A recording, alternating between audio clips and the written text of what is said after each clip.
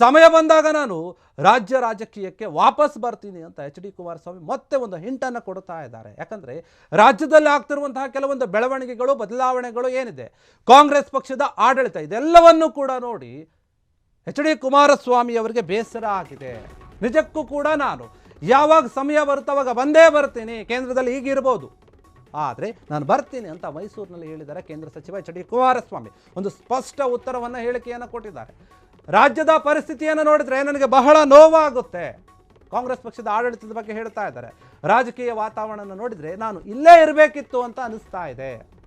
ರಾಜ್ಯಕ್ಕೆ ಏನು ತರಬೇಕು ಅಂತ ರಾಜ್ಯ ಸರ್ಕಾರದಿಂದ ಸಂಸದರು ಹೇಳಿಸ್ಕೊಳ್ಬೇಕಾಗಿಲ್ಲ, ಹೇಳಿಸ್ಕೊಳ್ಳೋರು ಕೂಡ ಅವರಲ್ಲ. ಎಲ್ಲರಿಗೂ ಕೂಡ ರಾಜ್ಯದ ಬಗ್ಗೆ ಕಾಳಜಿ ಇದೆ, ಕಳಕಳಿ ಕೂಡ ಇದೆ.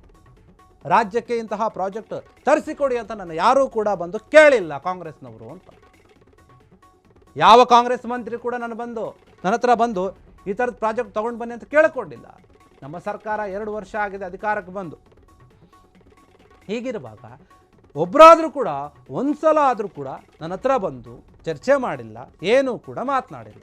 ಕಾಳಜಿ ಯಾರಿಗಿಲ್ಲ ಅನ್ನೋದು ಇದು ಸ್ಪಷ್ಟವಾಗಿ ಗೊತ್ತಾಗ್ತಾ ಇದೆ. ಇದು ಅದಕ್ಕೆ ಇರುವಂಥ ಒಂದು ದೊಡ್ಡ ಮಟ್ಟದ ಸಾಕ್ಷಿ ಅಲ್ವೇ ಅಂತ ಹೇಳ್ತಾ ಇದ್ದಾರೆ. ನೋಡಿ, ಕುಮಾರಸ್ವಾಮಿ ಅವರ ವಿಚಾರವಾಗಿ ಒಂದು ಪ್ರಶ್ನೆ ಇದೆ. ಏನಂತಂದರೆ, ಅವರು ಕೇಂದ್ರ ಮಂತ್ರಿ ಆಗಿದ್ದಾರೆ, ರಾಜ್ಯಕ್ಕೆ ಯಾವುದೇ ಒಂದು ಪ್ರಾಜೆಕ್ಟ್ಗಳು ತರ್ತಾ ಇಲ್ಲ.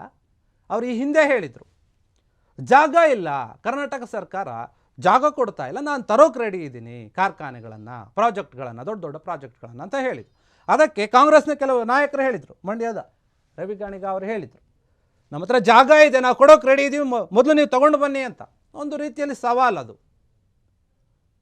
ಮಂಡ್ಯಕ್ಕೆ ಏನಾಗಿದೆ, 500 ಕೋಟಿ ರೂಪಾಯಿ ಒಂದು ಪ್ರಾಜೆಕ್ಟ್ ತರೋಕೆ ಮುಂದೆ ಹಾಕಿದ್ದಾರೆ. ಅದಕ್ಕೆ ಯೋಚನೆ ಮಾಡಿದ್ದಾರೆ.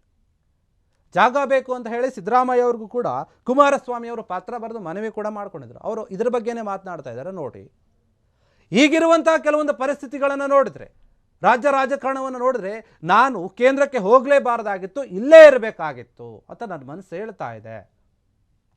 ಹೀಗಾಗಿ ಮುಂದಿನ ದಿನಗಳಲ್ಲಿ ನಾನು ರಾಜ್ಯ ರಾಜಕೀಯಕ್ಕೆ ಬಂದೇ ಬರ್ತೀನಿ. ಅದಕ್ಕೆ ಕೂಡ ಸಮಯ ಬರಬೇಕು. ಯಾರೂ ಕೂಡ ಹೊಸ ಪ್ರಾಜೆಕ್ಟ್ ತೊಗೊಂಡು ಬನ್ನಿ ಅಂತ ಯಾರೂ ಕೂಡ ನನ್ನ ಕೇಳಲಿಲ್ಲ. ಒಂದು ಸಂಶೋಧನಾ ಕೇಂದ್ರವನ್ನು ತರೋಕೆ ಮುಂದಾಗಿದ್ದಾರೆ ಕುಮಾರಸ್ವಾಮಿ ಅವರು ದೊಡ್ಡ ಮಟ್ಟದಲ್ಲಿ.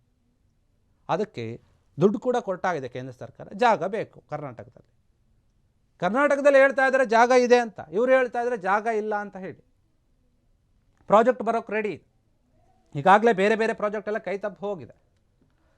ಈಗ ಬರುವನ್ನು ಕೂಡ ನಾವು ಆ ರೀತಿಯಾಗಿ ಕಳ್ಕೊಳ್ಳೋದು ಬೇಡ. ರಾಜ್ಯಕ್ಕೆ ನಮಗೆ ರಾಜ್ಯದ ಬಗ್ಗೆ ತುಂಬ ಗೌರವ ಇದೆ, ಕಳಕಳಿ ಇದೆ, ರಾಜ್ಯವನ್ನು ಅಭಿವೃದ್ಧಿ ಮಾಡಬೇಕನ್ನುವಂತಹ ಆಸೆ ಇದೆ. ಅದಕ್ಕೋಸ್ಕರ ನಾನು ಈ ನಿರ್ಧಾರವನ್ನು ತೆಗೆದುಕೊಂಡಿದ್ದೀನಿ, ಕೇಂದ್ರದ ಜೊತೆ ಮಾತನಾಡಿದ್ದೀನಿ.